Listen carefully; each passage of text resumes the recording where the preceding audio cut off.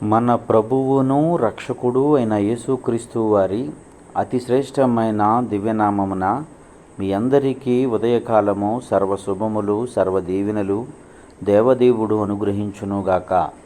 Amen.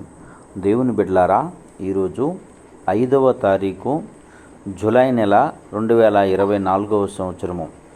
ఈరోజు దేవుని వాగ్దానము యెరెమీయా గ్రంథము 1వ అధ్యాయము 5వ వచనము. గర్భములో నేను నిన్ను రూపింపక మునిపే ఎరిగితిని. దేవుడు తన పరిశుద్ధ లేఖన భాగము నేటి ఉదయకాలము మీ అందరి వినికిడిలో ఫలింపచేయునుగాక. ఆమేన్. దేవుని బిడ్డలారా, దేవదేవుడు మాట్లాడుతున్నటువంటి మాట, నీవు నాకు తెలుసు, నీ కష్టాలు తెలుసు, నీ కన్నీళ్లు తెలుసు, నువ్వు ఎదురవుతున్నటువంటి నీ పరిస్థితులన్నీ నేను తెలిసిన వాడిని, నిన్ను నిర్మించిన వాడిని నేను, నీ మీదకి అవి రావటానికి అవకాశం ఇచ్చిన వాడిని నేను. గనుక నేను చెప్పిన మాట విని దాని ప్రకారం నడవటం నేర్చుకో. యెరెమీయా గారితో చెప్తున్నాడు, యెరెమీయా, నేను నిన్ను జనులకు ప్రవక్తగా నియమించి ఉన్నాను.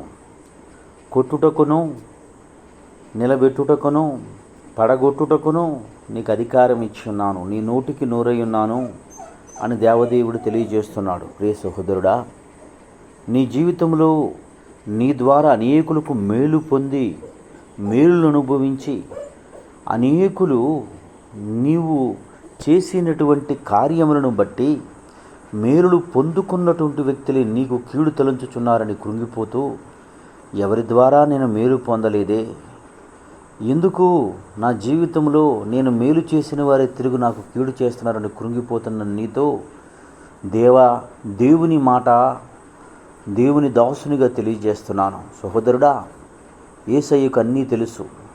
నేను నిర్మించినవాడు, నీలోనికి అవి రావటానికి అవకాశం ఇచ్చినవాడు ఆయనే. గనుక అన్నీ తెలిసిన దేవుడు నిశ్చయముగా నీవు పడుతున్న ఈ కష్టాన్ని కూడా చూస్తూ ఉన్నాడు. నువ్వు ఎదుర్కొంటున్న ఆర్థిక ఇబ్బందులను కూడా చూస్తున్నాడు. నిన్ను ఏడిపిస్తున్నటువంటి మానసిక వ్యధలను వదలను చూస్తూ ఉన్నాడు. నిన్ను కృంగతీస్తున్నటువంటి నీ శత్రువును కూడా చూస్తూ ఉన్నాడు. కనుక నిశ్చయముగా నీ జీవితంలో రాబో రోజుల్లో రెండింతల మేలులు పొంది అనేకులకు ఆశీర్వాదకరంగా దేవునికరంగా దేవుడు నిలబటానికి ఇష్టపడుతున్నాడు. గనుక అట్టి దేవుని చెప్పిన మాట విని నిరీక్షణతో, విశ్వాసంతో, విధేయతతో ఆయన నీ జీవితంలో ఆ మేలు చేయుటకు సిద్ధముగా ఉన్న దేవుడు అంగీకరించే వరకు కూడా ఆయనకు లోబడి ఉండి ముందుకు కొనసాగు కృప దేవదేవుడు మీకు అనుగ్రహించునుగాక. ఆమేన్. తండ్రి, నీకు వందనములు, స్తోత్రములు, స్తుతులయ్యా. నేటి ఉదయకాలమందు నీ బిడ్డలైన వారు ఎందరు ఈ మాటలు వినుచున్నారు, వారందరి జీవితంలో తండ్రి ఆశీర్వాదము, దీవెన, కృప అనుగ్రహించి నీ కృప చెవు నీ దయలు వద్దలు చేసి నడిపించి సహాయమును చేయమని యేసయ్య నామం పేరటి ప్రార్థన చేయుచున్నాను మా పరమ తండ్రి. ఆమేన్.